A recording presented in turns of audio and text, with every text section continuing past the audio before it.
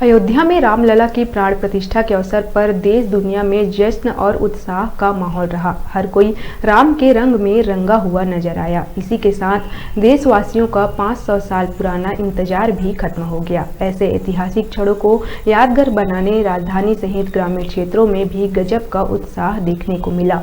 राम के ननिहाल मां कौशल्या धाम चंदखुरी में भी सुबह से देर रात तक रामोत्सव की धूम रही।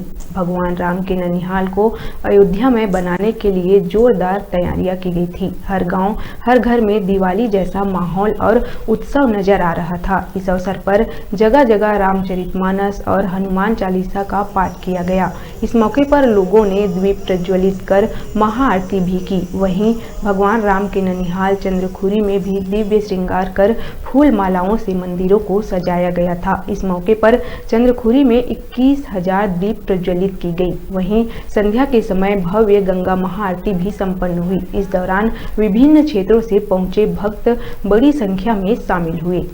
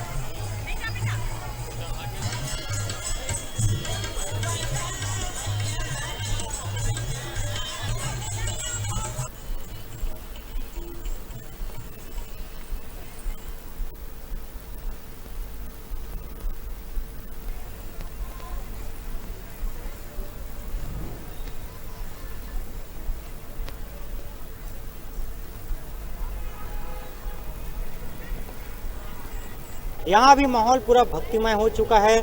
चहुं ओर जय श्री राम के नारे लग रहे हैं। चूँकि आज अयोध्या में रामलला की प्राण प्रतिष्ठा हो रही है, वो ऐसे में आज के दिन को यादगार बनाने के लिए यहाँ भगवान राम के ननिहाल चंदखुरी में भी विशेष आयोजन कार्यक्रम आयोजित किए जा रहे हैं।